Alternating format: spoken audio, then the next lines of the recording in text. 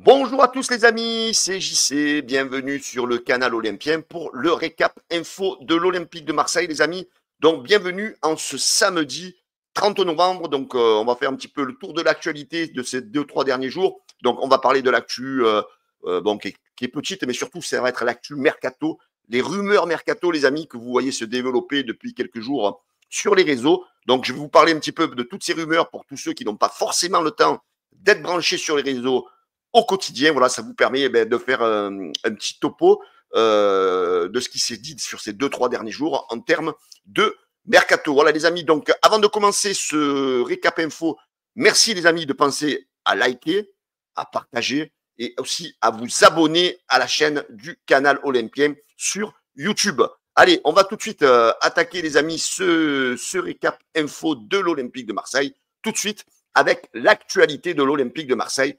Aujourd'hui, à 12h30, les amis, sur la chaîne Twitch de l'Olympique de Marseille, vous allez pouvoir suivre la conférence de presse d'avant-match entre l'OM et Monaco. Les deux invités du jour seront bien sûr le coach Roberto De Zerbi et le joueur de l'Olympique de Marseille, ça sera Højbjerg.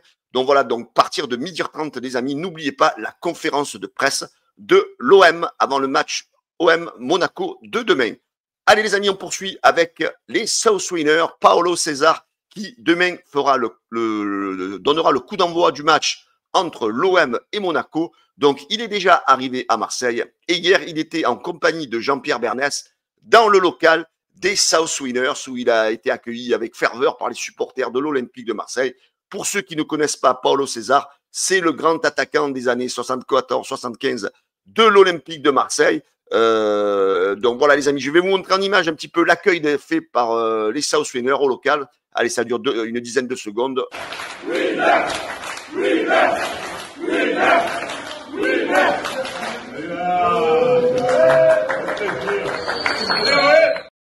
Voilà Paulo César hein, donc qui donnera comme je vous le disais tout à l'heure, le coup d'envoi fictif du match entre l'OM et Monaco. En tous les cas, merci aux South Winners d'avoir accueilli Paulo César dans le local, c'était hier. Allez, on poursuit les amis l'actualité avec, on va attaquer un petit peu les rumeurs mercato. Donc on sait que Arthur Melo donc serait un petit peu dans les petits papiers de l'Olympique de Marseille. Et selon les informations de Tutto Mercato Web, l'OM serait bien sur le coup et figurerait parmi les grands favoris pour avoir la mise de Arthur Melo. Mais on sait qu'il y aurait deux clubs italiens qui seraient aussi en course pour accompagner, essayer d'avoir ce joueur. Ça serait le club de Com, entraîné par Cesc Fabregas, et aussi le club de la Fiorentina, entraîné par Vincenzo Italiano, qui a déjà eu sous ses ordres le joueur. Donc voilà, affaire à suivre donc Arthur Melo, suivi par l'Olympique de Marseille.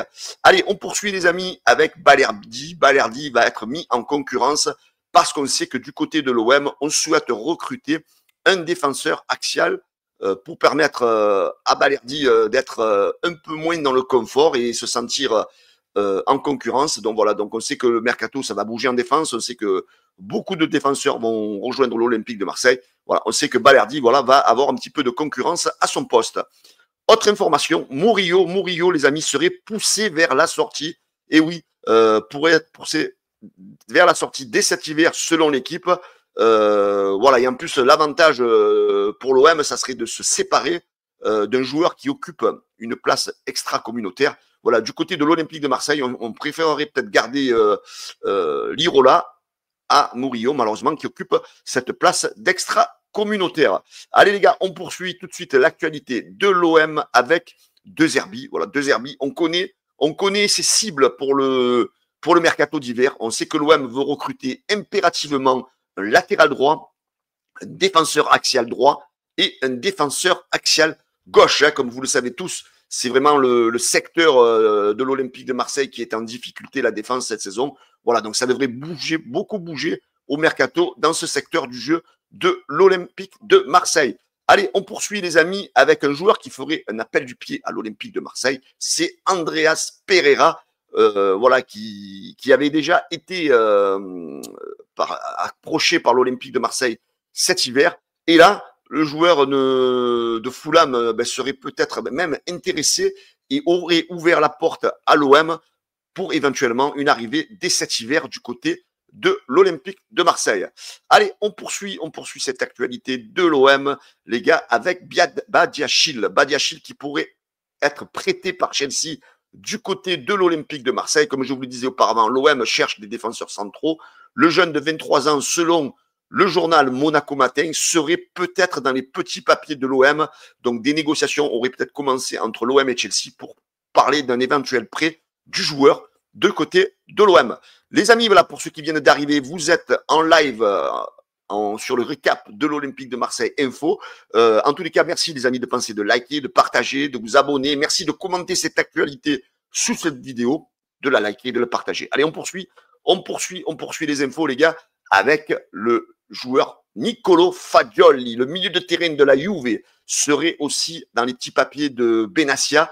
Donc c'est un joueur qui ne joue plus trop du côté de la Juve. Naples, a priori, serait, selon Giovanni Albanese, serait sur le coup, mais l'OM aurait a priori une longueur d'avance pour le jeune Fagioli, 23 ans. D'ailleurs, je vais vous montrer une petite vidéo, parce que Fagioli a déjà joué à la Juve avec Rabiot. Donc, juste cette petite combinaison qui nous laisse peut-être un avant-goût d'une éventuelle association.